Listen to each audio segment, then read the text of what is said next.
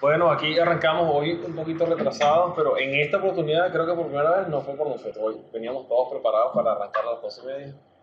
Teníamos un problemita con el salón, pero bueno, aquí arrancamos. Gracias nuevamente en este seminario del ciclo académico del programa de conservación, cirugía preservadora y protésica de cadera. Gracias.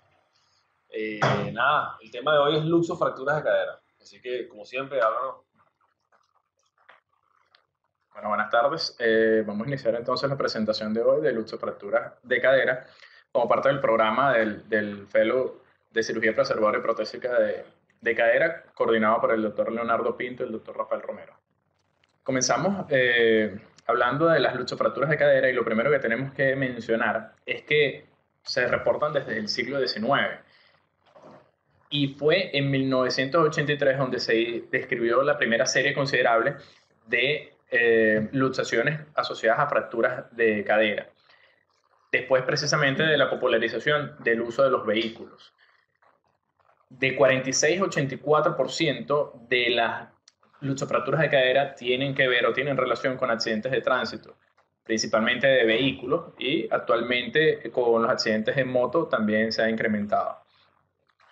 Además de los accidentes de tránsito, también lesiones de alta energía, traumatismos de alta energía como caídas de altura o accidentes industriales y ciertas lesiones deportivas, como sobre todo en el rugby y en el fútbol americano, pueden producir este tipo de lesiones. Las luxaciones entonces de cadera nos van a presentar una amplia gama de lesiones importantes o patrones de lesiones, y esto se debe a que la musculatura y la estabilidad, los estabilizadores intrínsecos de la cadera que ya hemos descrito en otros seminarios, permiten o le dan cierta estabilidad a la cadera. No es sencillo lujarla, no es sencillo que se produzca una luxofractura. Se requiere entre 40 y 60 kilogramos de peso de tracción axial para lograr distraer la articulación 1 centímetro. Entonces imagínense la cantidad de fuerza que requerimos para poderla lujar. Estas lesiones de alta energía tienen potenciales de producirnos lesiones óseas y lesiones de partes blandas. Dentro de las lesiones de partes blandas podemos tener lesiones del labrum y aquellas lesiones óseas como fracturas de cabeza femoral, de cuello femoral y de acetábulo. Generalmente las luxofracturas de cadera pueden condicionar discapacidades y disfunciones prolongadas posterior, pueden producir ciertas complicaciones como la osteoartrosis y las necrosis avasculares. El mecanismo más común es la luxación posterior de cadera, y el ejemplo clásico es ese traumatismo que ocurre en un vehículo donde el tablero del vehículo colisiona directamente con la rodilla del ocupante en 90 grados y en 90 grados aproximadamente de flexión de cadera. Entonces va a ocurrir una fuerza axial hacia la parte posterior de la cadera que nos va a producir una luxación o una fractura, una luxofractura de la cadera, dependiendo de, como en este esquema lo vemos, de cuántos grados de flexión de cadera tengamos. Si la flexión de cadera es mayor, entonces vamos a tener más algo de aducción, vamos a tener solamente una luxación posterior. Pero si la flexión de la cadera está disminuida, es menos de 90 grados, vamos a tener la cadera apoyada, la cabeza del fémur apoyada en el techo del acetábulo, y va a ser condicionante de fracturas de acetábulo también. Las luxaciones anteriores son mucho menos comunes, pero también ocurren cuando el paciente se encuentra con flexión de cadera, pero una deducción de la misma. La rodilla está flexionada y hay algo de rotación externa, y ese traumatismo va a producir como un desplazamiento hacia anterior de la cadera y una luxación de la misma. Los pacientes con luxofracturas de cadera, generalmente por ser lesiones de alta energía, pueden tener traumatismo cráneoencefálico, y son pacientes que nos pueden llegar inconscientes. Van a presentar, si no están inconscientes, van a presentar mucho dolor, limitación funcional, y pueden presentar algunas sensaciones de parestesia o de lesiones neurológicas. Debemos tratar al paciente integralmente por el protocolo de ATLS o el manejo del paciente politraumatizado, porque es lo recomendado. Al examen físico de la cadera, que vamos a encontrar cuando son luxaciones de cadera posterior, vamos a encontrar al paciente en esta posición, que es la llamada posición púdica de la luxación posterior, donde la cadera se encuentra en flexión, aducción y rotación interna. Si la luxación es anterior, se encuentra el paciente en esta posición, que es llamada impúdica, donde la cadera se encuentra en flexión, pero hay abducción de la cadera y rotación externa. Tenemos que descartar las lesiones vasculares o nerviosas antes de cualquier intento de reducción de una lesión de luxofractura. Generalmente el nervio ciático se encuentra asociado en lesiones de 10 a 15% de las luxaciones posteriores, porque la tracción, si el avance del cuello del fémur es suficiente para llegar al nervio ciático, lo va a traccionar. La pronta reducción de este tipo de lesiones va a disminuir la incidencia y la gravedad de las lesiones neurológicas. Mientras más tiempo perdure traccionando al nervio ciático, pues las lesiones van a ser de mayor gravedad. También está registrado en la literatura tracción y lesión del nervio ciático popliteo externo por la posición en que se encuentra asociado al cuello del peroné. Y también avulsiones de las raíces del nervio ciático desde su inicio lumbosacro. Las lesiones concomitantes de rodilla en estos pacientes, por lo que estábamos hablando de las luxaciones posteriores, generalmente tienen un traumatismo axial que inicia en la rodilla. 93% de los pacientes producen lesiones concomitantes de rodilla. Entonces, aquí tenemos una lista de algunas de estas, como las lesiones de los ligamentos cruzados, los colaterales, los meniscos. Puede haber fracturas de la patela. Entonces tenemos que estar muy pendientes de evaluar, tanto radiológicamente como la evaluación clínica, buscar escoriaciones, equimosis y dolor en la rótula. También el 24% de los pacientes pueden tener traumatismo cráneoencefálico y fracturas cráneoencefálicas o craneofaciales también. 21% de los pacientes, por ser politraumatizados, pueden tener lesiones torácicas y 15% lesiones abdominales. Debe hacerse el protocolo imagenológico completo de rayos X, que incluye cráneo, que incluye columna cervical, que incluye tórax, que incluye abdomen y pelvis. Cuando hacemos las rayos X de tórax hay que evaluar la integridad de las vías aéreas. Cuando tenemos las rayos X de pelvis centrada en púbica, tenemos que evaluar la normalidad o la anormalidad de las mismas, ver si hay signos de lesiones lumbares, cómo está el anillo pélvico, cómo están las paredes del acetábulo, si hay o no una luxación de cadera y si hay fracturas en el fémur proximal. Entonces, con la rayos X de pelvis centrada en púbica, ¿qué tenemos que evaluar? El tamaño de las cabezas femorales. Muchas veces la luxación, bien sea anterior o posterior, se encuentra en relación con la forma del acetábulo y pareciera que se encuentra contenida en su receptáculo. Pero si vemos la cabeza del acetábulo de mayor tamaño que la contralateral, podemos sospechar que hay una luxación anterior, y si la vemos de menor tamaño, podemos sospechar una luxación posterior. Tenemos que evaluar que haya congruencia articular, ver que haya un flujo constante de lo que es la línea de Shenton, ¿ok? Aquí podemos ver algunos de los detalles que tenemos que evaluar: la congruencia de la línea de Shenton, la distancia que hay entre el fondo del acetábulo y evaluar el fondo del acetábulo contralateral, y obviamente evaluar lo que son las líneas iliopectíneas y ilioisquiáticas, que nos pueden también estar refiriendo a una luxación de luxofractura de cadera. Algunas proyecciones que se solicitan cuando ya estamos sospechando una luxofractura de cadera son las proyecciones de Judet, tanto la alar como la obturatriz, para evaluar lo que es las paredes anteriores y posteriores del acetábulo. Una vez que tengamos sospecha de lesiones acetabulares, está indicado realizar la tomografía. Tenemos también aquí un diagrama de flujo esquemático de cómo pedir las imágenes en estos casos. Entonces tenemos principalmente una radiografía de pelvis, donde vamos a evaluar si hay una luxación, cuál es la dirección de esa luxación, si hay fracturas acetabulares presentes, si hay fracturas de cabeza o de cuello de fémur.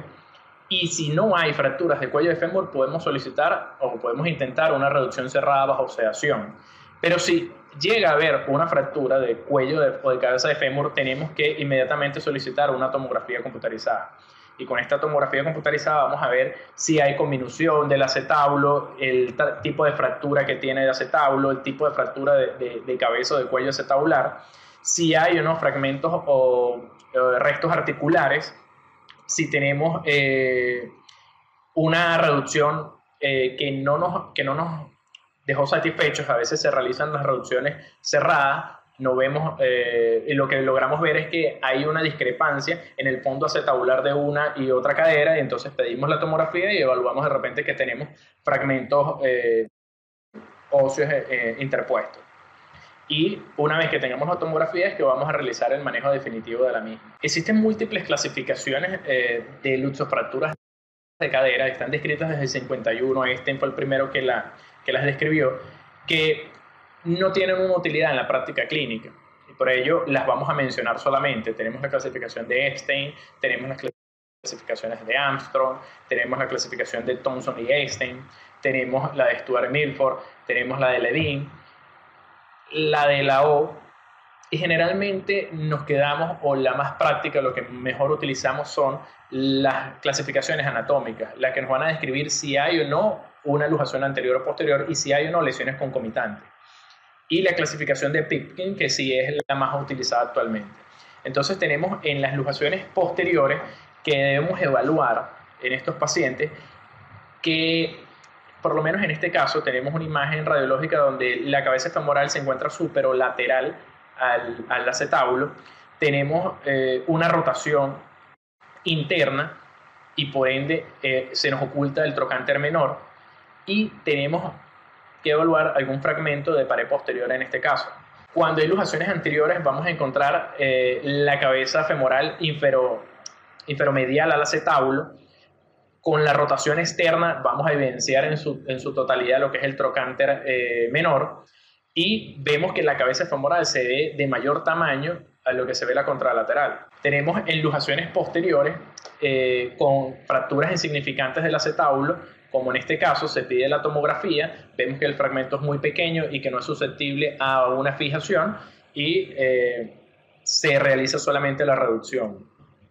Tenemos en luxaciones posteriores donde la articulación, una vez que se reduce, no la vemos concéntrica, la vemos diferente, la vemos con más espacio del fondo acetabular a la fovea capitis que con la contralateral, y cuando solicitamos una tomografía evidenciamos pequeños fragmentos de ratones articulares.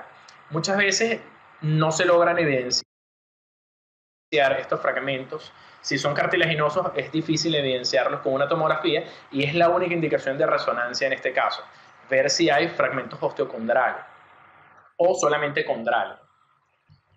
Tenemos en las luxaciones posteriores con fragmentos de pared posterior únicos, como en este caso donde está indicada la tomografía para evaluar el tamaño del fragmento y su susceptibilidad a fijación.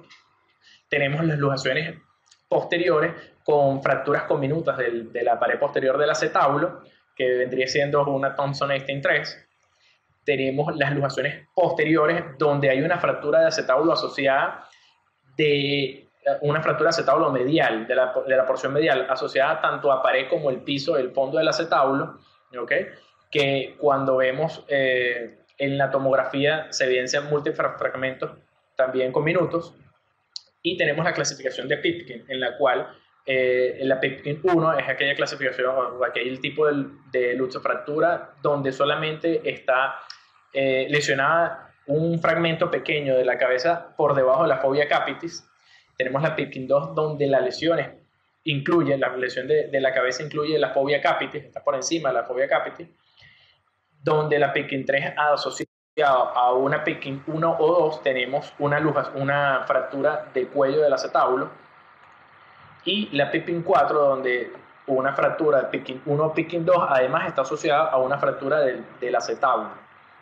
¿Okay? En esta imagen radiológica vemos también en esta flecha azul pequeños fragmentos intraarticulares, y en la flecha amarilla vemos la porción de cabeza del fémur que se fracturó. El tratamiento de las luxofracturas de cadera va a depender del tipo de lesión o las lesiones concomitantes que también estén asociadas. Debemos incluir una reducción temprana. Esto es lo más importante que debe tomarse en cuenta. Las luxofracturas de cadera son emergencias, son unas urgencias quirúrgicas de traumatología. Entonces, tenemos que trabajar en función de esto, de hacer una reducción temprana y lograr una articulación congruente. Si hay fragmentos intraarticulares, está indicado retirarlos. No podemos dejar esa incongruencia, no podemos dejar tejidos interpuestos porque nos van a lesionar más lo que es el cartílago articular. fijar las fracturas que se encuentran asociadas. No vamos a hacer una reducción y vamos a dejar el fragmento de cuello sin fijar. Tenemos múltiples maniobras para reducir las luxaciones, las luxofracturas de cadera, donde la más conocida, la más usada es la maniobra de Alitz. Es una maniobra en la cual el examinador se coloca por encima de la mesa. La rodilla y la cadera del paciente están en 90 grados de flexión, requiere de un ayudante que estabilice la pelvis y vamos a realizar una tracción axial con una extensión suave y rotación externa. O sea, vamos a invertir el mecanismo de producción. Hay muchas otras maniobras, como está la de Bigelow, como está la de Lev Foskitz, como está la de Capitán Morgan. O sea, hay múltiples maniobras. Lo importante es saber es que hay que tener en nuestro arsenal varias maniobras para poderlas reducir y de que estas maniobras deben hacerse siempre bajo sedación.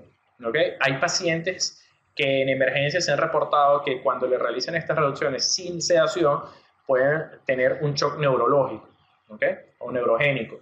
Y lo ideal es hacerlo bajo sedación.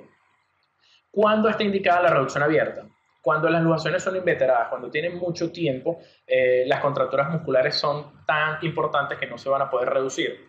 Cuando no se logra poder hacer una reducción bajo sedación en la emergencia, cuando la luxación es irreductible, a pesar de que la logramos reducir, se vuelve a luxar.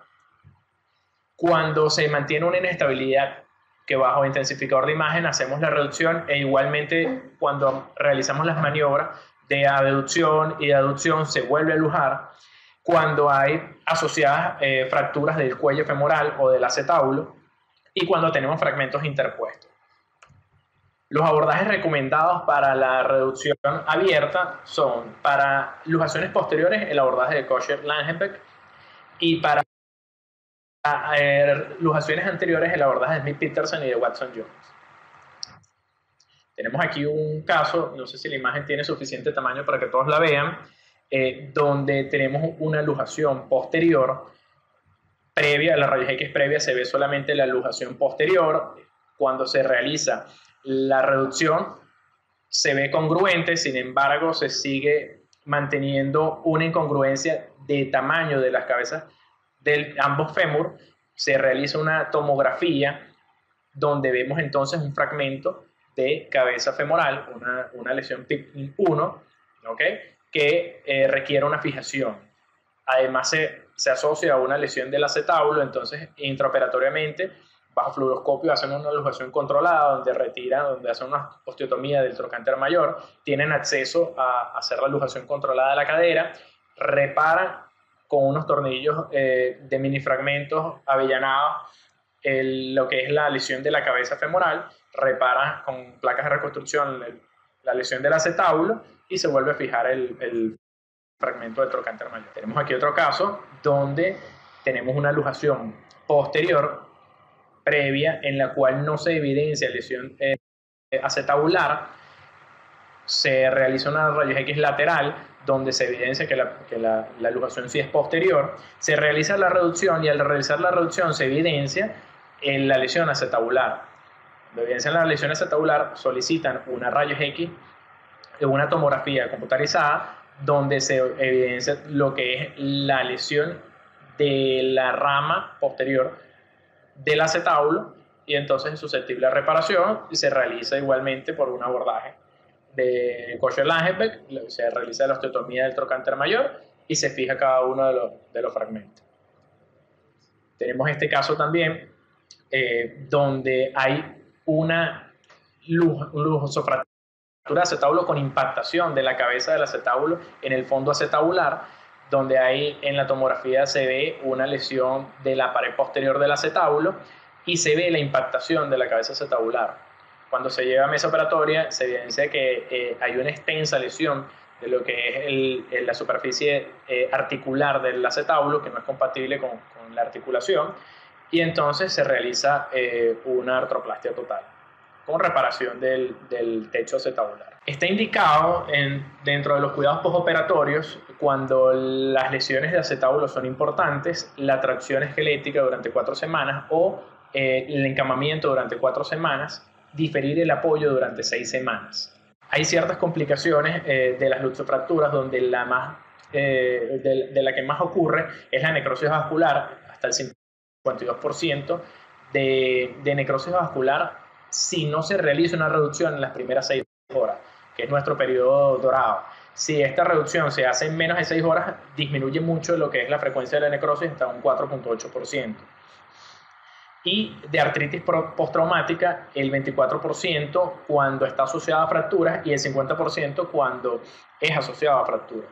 La osificación heterotópica también es una de las complicaciones frecuentes, sobre todo cuando hay conminución de la pared posterior del acetábulo y las lesiones nerviosas y vasculares. Como conclusiones de las luxofracturas de cadera, tenemos que el tiempo entre la luxación y la reducción de la cadera se considera que es una emergencia, hay que hacerlo, y ya lo vimos anteriormente, en la brevedad posible. Si es menos de 6 horas, mejor, porque nos va a evitar las complicaciones. Que estas luxaciones se pueden clasificar de acuerdo a todas las lesiones adyacentes que se tienen, tanto acetabulares como lesiones del cuello femoral o de la cabeza femoral, que el enfoque de reducción abierta va a depender de la visualización necesaria del operador para reparar las lesiones. Y dentro de las complicaciones tenemos osteoartrosis, osteonecrosis, osificaciones heterotópicas y parálisis del nervio ciático. Y que los resultados van a depender del grado del trauma inicial. No podemos pensar que un paciente con una luxofractura, con una combinación de toda la pared posterior del acetábulo, no va a tener complicaciones articulares.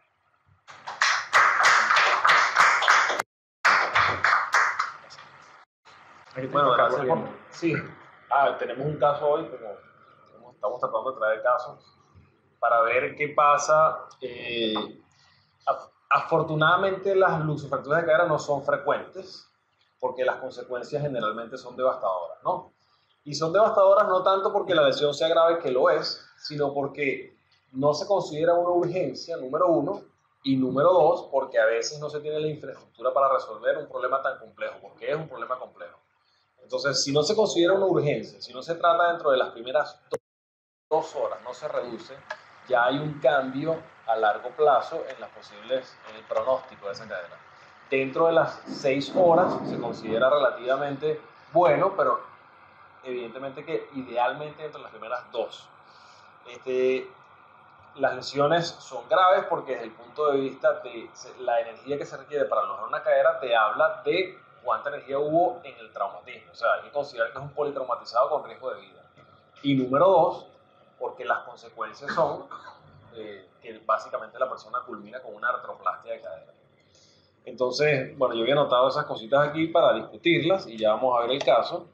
Un caso que lamentablemente no pudo ser atendido a tiempo, que tuvo una luxación inveterada y cómo termina en una prótesis de cadera, ¿no? Todo lo demás estaba, o sea, Álvaro hizo un muy buen resumen. Básicamente en la fractura de cadera anterior es infrecuente y requiere mecanismos un poco diferentes a los de la posterior, que es el más frecuente, hasta el 90% de los casos. Algo que hay que insistir es que ese algoritmo de trabajo que tenemos acá, que pusimos, sí, hay manera de volver a la presentación para dejar ese algoritmo ahí que nos quede, que nos habla de cómo en una sala de urgencias, el que tenía el cuadro azul, en una sala de urgencias, teniendo la disponibilidad de un equipo de rayos X, si uno diagnostica que no hay fracturas en la rayos X, que no hay, ni en el acetábulo, ni en la cabeza del femoral, ni en el cuello, uno debe ir a la reducción sin esperar la tomografía. Muchas veces nosotros tratamos de esperar la tomografía antes, pero si en la radiografía no se identifica fractura, idealmente hay que pasar al quirófano, porque Álvaro mencionó bajo sedación, pero yo por lo menos en mi práctica nunca la hago en la emergencia sedado. Sí, Rafa, no. Bueno, ese punto estoy totalmente de acuerdo, porque empezando a poner. Yo quería que se definieran sedación, porque si un paciente politraumatizado tiene otra patología. Además que claro, la cabeza. Y sedarlo, no creo que nos va a dar la relajación muscular suficiente para trabajar. Sí. Y estamos en el ambiente ideal. Sí. Siempre estamos contra el tiempo, por lo que estás comentando, escucharte las 6 horas, pero hay que ponerlo sin caerse. No, yo las luxofracturas de cadera y las luxaciones de cadera, por lo menos en mi caso, vamos a quirófano siempre. nunca en la emergencia, nunca en otra sala que no sean las condiciones ideales, porque el otro problema es hacer intentos de reducción infructuosas que ocasionen lesiones adicionales y que haya que abrir. Entonces, si tú tienes esa posibilidad de intentos de reducción infructuosa o de que haya fracturas como consecuencia de un intento de lujación inadecuado o que no reduzca y tienes que abrirlo porque si no reduces tienes que abrirlo, ya estás en quirófano. Entonces, tienes que tener las posibilidades de resolver eso. Entonces, ese es el otro, digamos... Las reducciones bajo sedación en la emergencia generalmente están reportadas en la literatura americana. Entonces, tenemos que también ponernos en nuestro contexto. Nosotros sí, en nuestra práctica clínica no se hace en la emergencia, sino en quirófano.